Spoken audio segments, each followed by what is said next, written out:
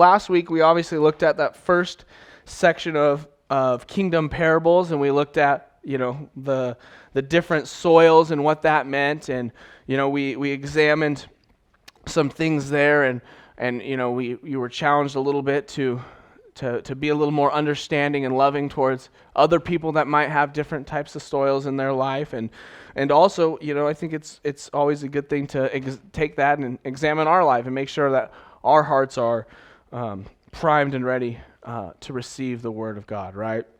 And so we looked at that last week, and parables, I think, can sometimes be difficult to understand, obviously, unless you get lucky, like we did last week, and we'll get a little lucky today.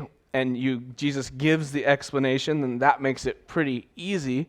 But unfortunately, not all of them were like that. Jesus didn't give an explanation for all of his parables that he gave us. And so I would just encourage you that, do your own due diligence, right? Don't just take what you hear here from me or from anybody, really, just because I have a microphone. Don't just take that and be like, oh, that is the absolute truth. Go do some research for your own. If you have questions and you're like, I don't know if I really believe that, then go research it for yourself, right? Go out there. There's tons of research, and there's tons of people's opinions, and so I would just encourage you guys to go out and to do that, right? And so that being said, there are some things on my interpretation of these parables that we're going to get to today that I might have a different interpretation than you would, and that's okay at the end of the day, right? I think the main truth of the Word is still going to be communicated, and so like I said, I wanted to preface that with today. If that's you, like, I don't agree with you, then that's okay. Go out, do your own research, and come to a conclusion, and that's okay.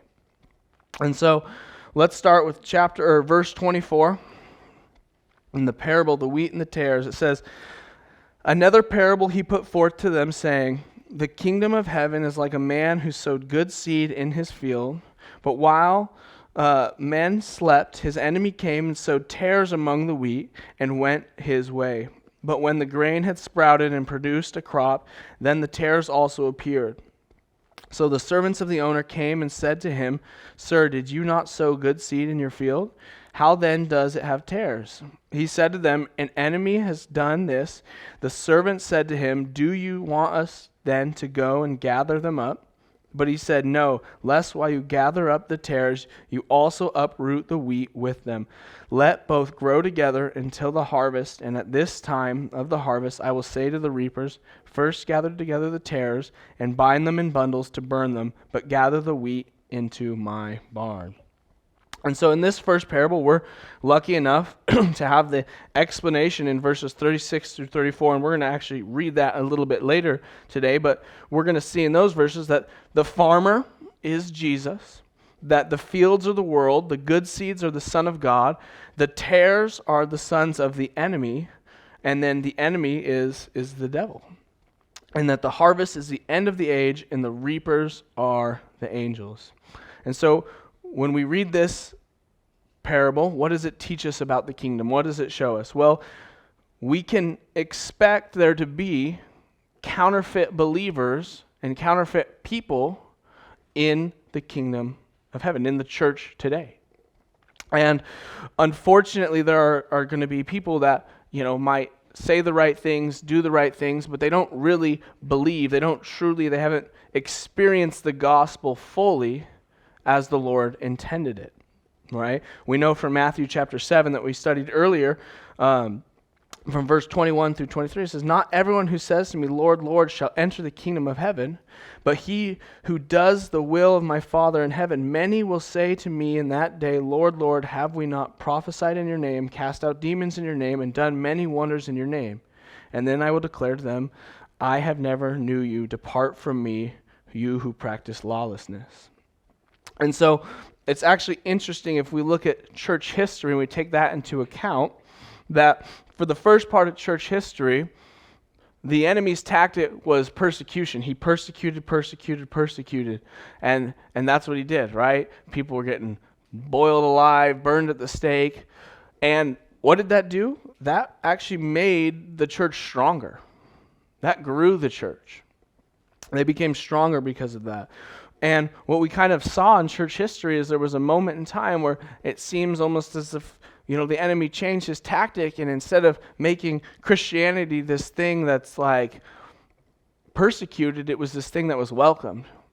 And it was welcomed by people in the state, and then it was started to see that it would be filled with corruption and whatnot. And so, unfortunately, there are going to be counterfeit believers in this world, in the kingdom, right? And you can ask yourself, well, what's that? What does that mean? What is going to be the result of of these counterfeit believers? And I think that we see that in verse 31 and 32 when we read about the parable of the mustard seed. And so here it says, "Another parable he put forth to them, saying, The kingdom of heaven is like a mustard seed, which a man took and sowed in his field, which indeed is the least of all the seeds, but when it is grown, it is greater than the herbs and becomes a tree, so that the birds of the air come and nest in its branches." And so this parable of the mustard seed, this is the one where we unfortunately don't have an interpretation from Jesus. That would be really nice, and I wish we did, because that would make this easy, but we don't, right?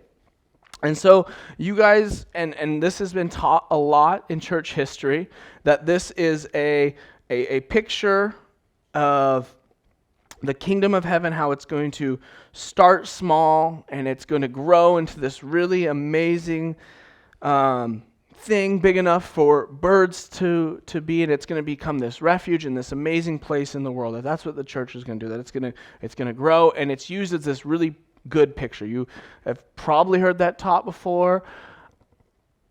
Unfortunately, I believe in my studying, and when I say I believe, I'm not like the only one. I want to clarify that, but there's a group of a majority of people, and then there's another majority of people, but that take the interpretation of this differently.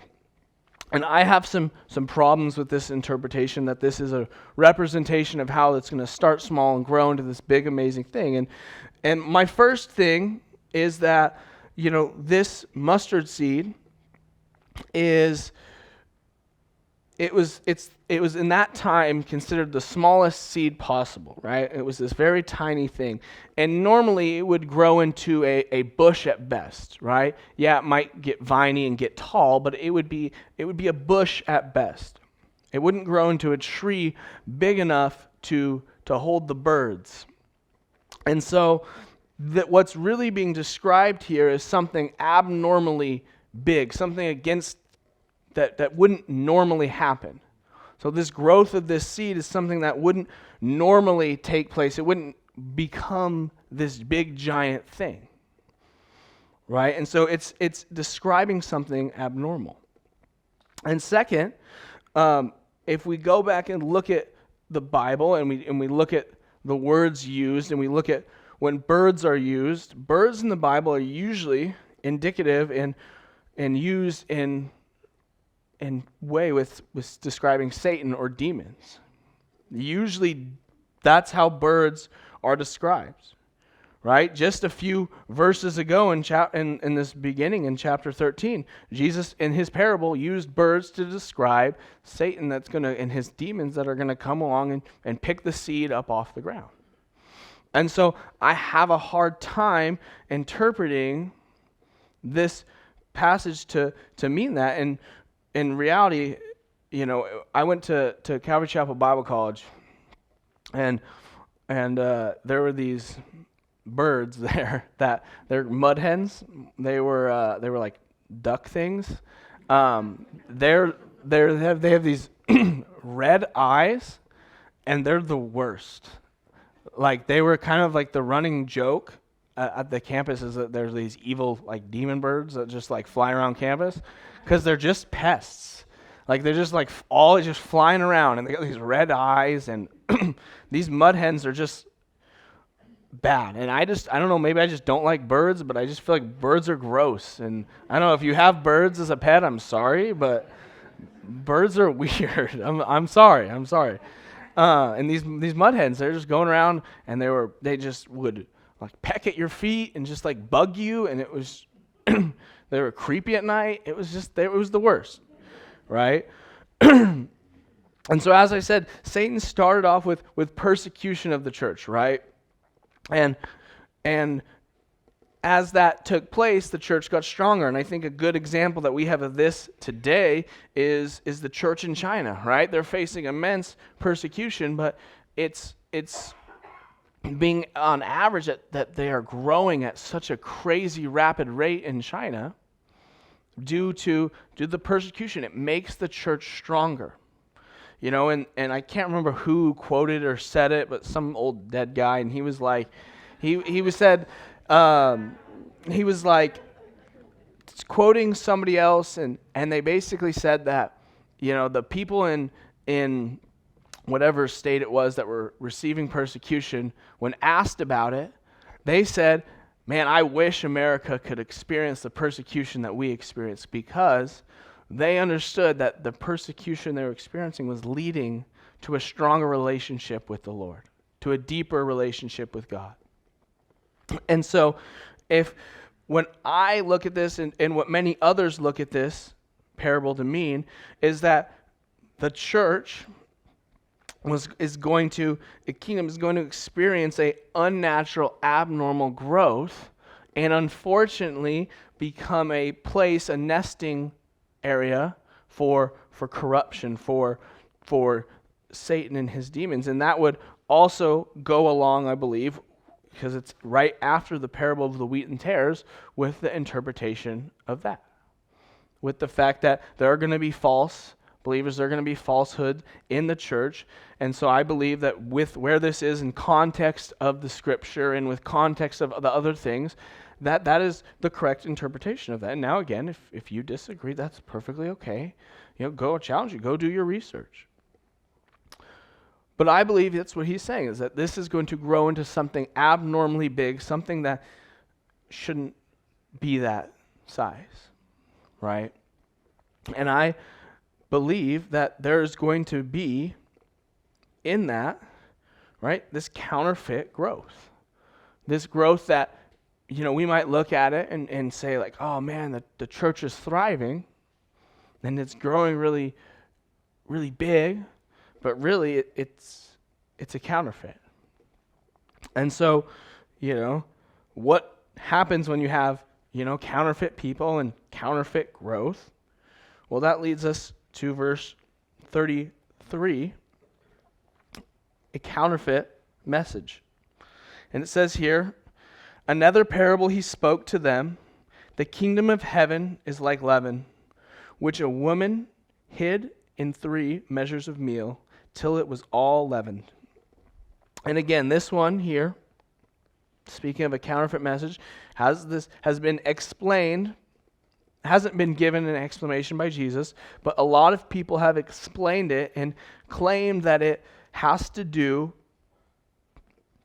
that with the kingdom of heaven, you know, once it infiltrates the world, even a small bit of the kingdom of heaven can grow and make the world a bigger, more amazing place, right? That's kind of what they have wanted to interpret it as.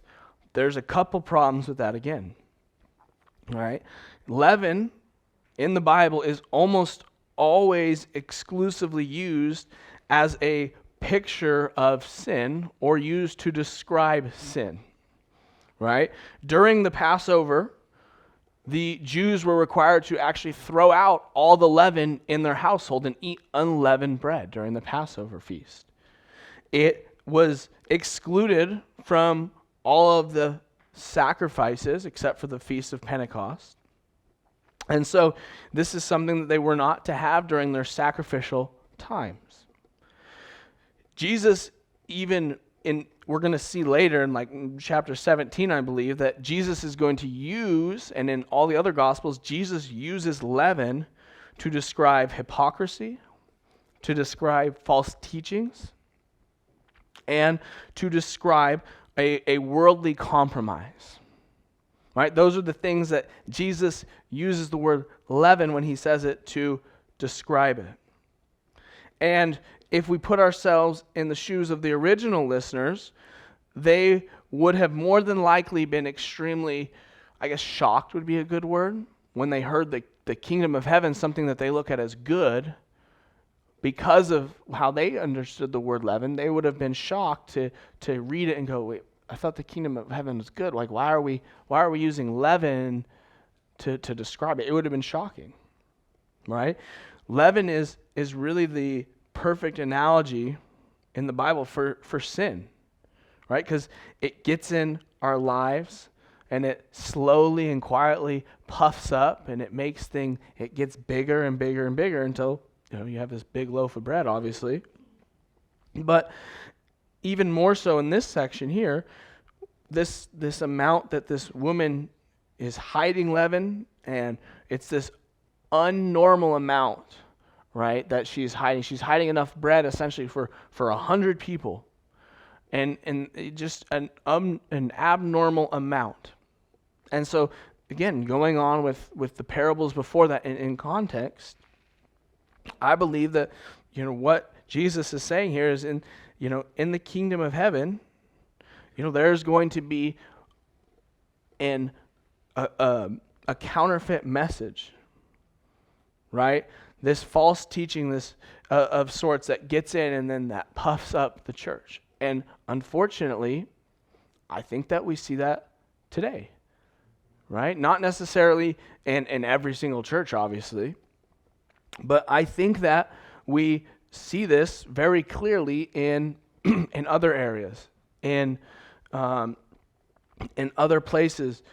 There's some crazy stuff out there, right? Me and Nate have this kind of like, it's kind of like a joke thing that we do, or we send each other like clearly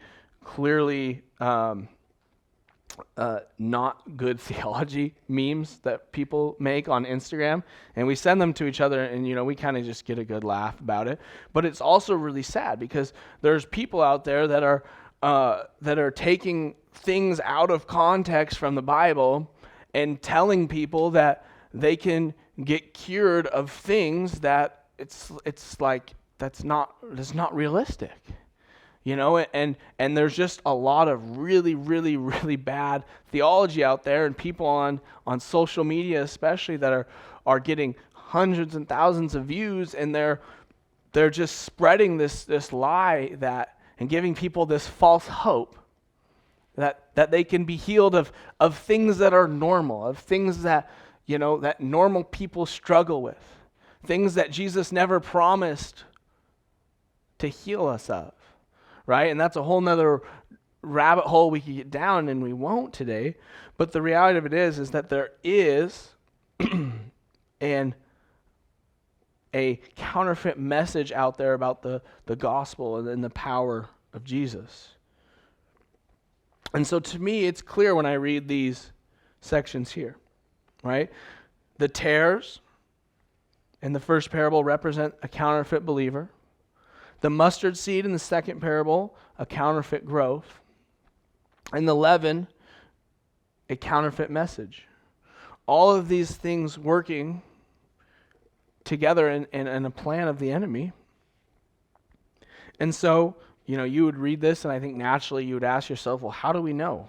How do we get rid of these things? How do we make sure that we can handle them? And I think that we'll find those answers in the next section, in verse 34 through 43. It says this: All of these things Jesus spoke to the multitude in parables, and without a parable he did not speak to them, that it might be fulfilled which was spoken by the prophet, saying, I will open my mouth in parables, I will utter things kept secret from the foundation of the world.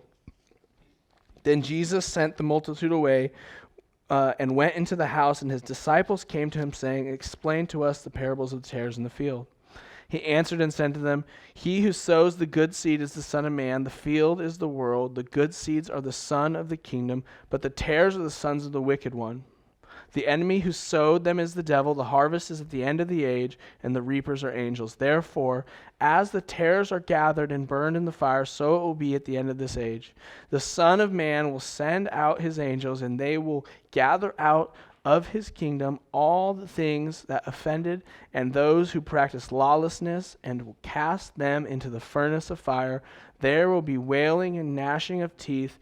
Then the righteous will shine forth as the sun in the kingdom of their Father. He who has ears, let him hear.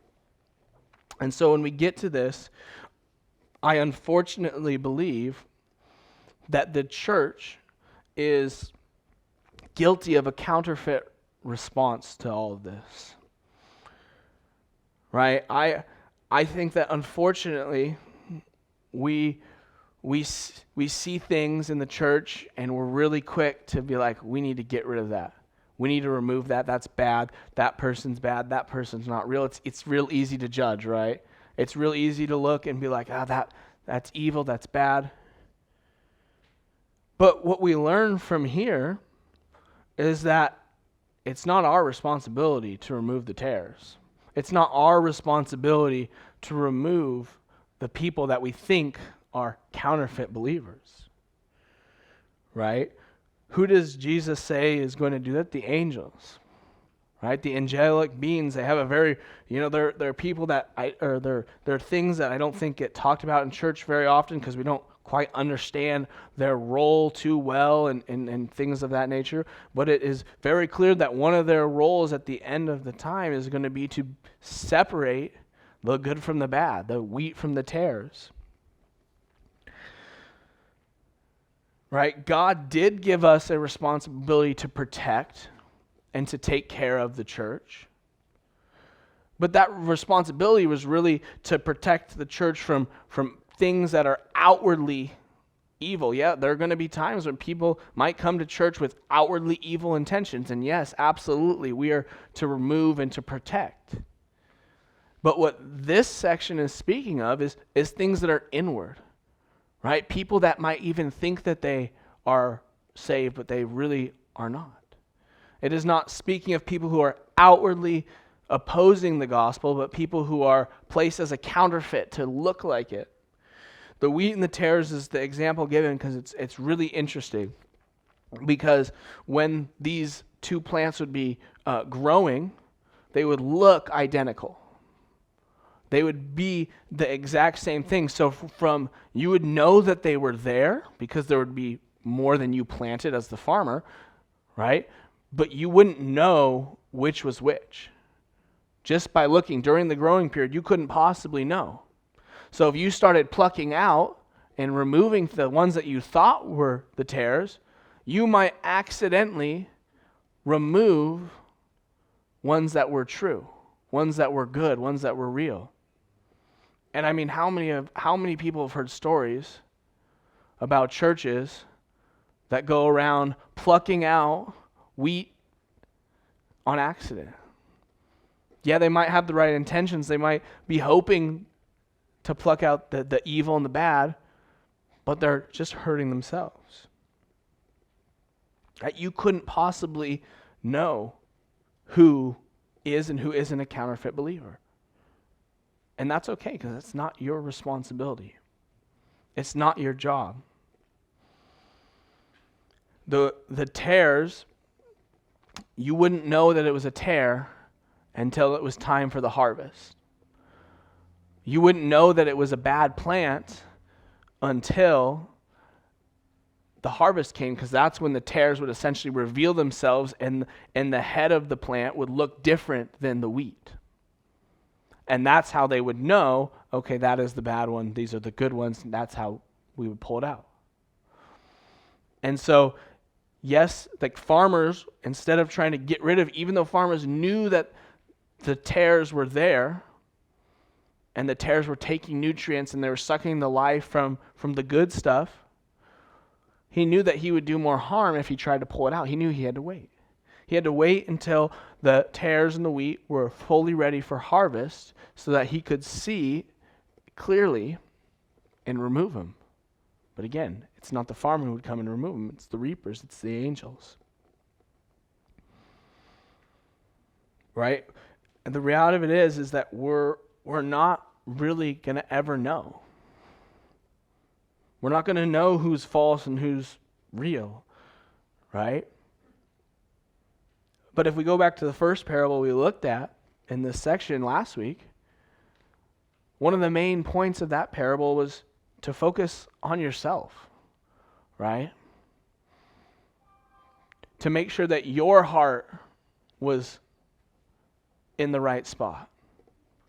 And I think that if we're not careful, we can get caught up with trying to focus so much on other people, even if it starts off as a good thing of, man, I want to just serve and serve and serve, and I want to do. We can get so caught up in that we neglect to make sure our hearts are in the right spot. We neglect to make sure that our hearts have been made, the soil of our hearts have been, tilled and prepared for the seed into the word of the Lord.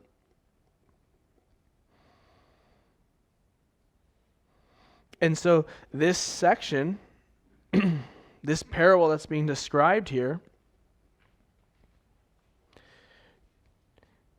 right? It's something that it might be hard for us to understand, yes.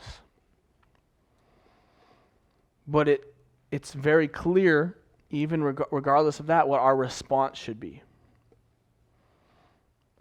Right? Our response to this should not be to go around accusatively and start removing and judging people. Right? Our job is not to judge. We're good at it, we think. Right? We think we're really good at it. We think, everybody thinks that. We're humans. We're all the same. We all think things, and we all think we're right. And we're all really good at judging. We are. But that's not what our role is. Because the reality of it is that, not in the parable sense, but in real life, is that if we are, as true believers, doing what true believers should do, right? And we're living out the gospel. We're not being hypocritical. We're loving people. Right? And we're doing the things that Jesus commanded us to do in the Sermon on the Mount weeks ago. Right? That was like months ago that we were there. But if we're doing those things, then there's a good chance that people who maybe were planted as counterfeit believers will see and say, oh man, this is real. This could be real to me. Right? And it's through obedience and through our love for the Lord and love for the Word and our desire to do the things that are right, it's through that people will see that we are different. And they'll see that, hey, these people really do believe. These people really do love. These people really do care. Right? These people aren't just saying that they care about me. They actually do. I see it in their actions. Their actions match their words. I think that's one of the hardest things to do as believers, is to have our actions match our words. Because again, it's easy to say that we care. It's easy to say that we love people. But it's really hard when people come knocking, because people always need something at the worst times, right? They always need help when it's like that typical thing. If you've ever worked at a restaurant, somebody always comes in right when you're trying to close, right? And it's like this is the worst time. We just put away all these. Now I've got to go do this, right? It's the same thing, right? It's easy to say that we care, but people always need things at the worst times. And so to be able to be non-hypocritical and say, all right, Lord, yeah, this might be a tough time for me. This might be, a rough time. I don't want to right now. but I'm going to be there for this person. I'm going to listen to this person. Whether it's family, friends, etc., etc. There are counterfeits, unfortunately, in the church today. But it is not our responsibility to find them. It's our responsibility to love on them. It's our responsibility to teach them. It's our responsibility to serve them. It's our responsibility to lead them in truth and in love. It's our responsibility just to be there and not to judge, not to cast out, not to burn up, but to say, hey, this is what the Lord's called me to do, and it's to love you. And we can do that very practically in our community. Right? There's so many service opportunities for you in this community. There's so many ways for you to be about the Lord's business. So I encourage you, if you're struggling with this, serve. A very practical way to do this is to serve, to step out and say, all right, I'm going to go help feed people at the community meal. I'm going to go help with this or that, whatever it is. I'm going to help clean up after events at church. I'm going to help set up chairs. I'm going to help do this for the Refuge Run. There's so many opportunities to serve and to be a light. And so I want to encourage you to during our time of worship, and worship team, you can go ahead and come up here, but during our time of worship right now, that take some time and say, all right, Lord, am I guilty of trying to remove the tares before the harvest? Lord, what can I do to make a difference? What can I do to love on people?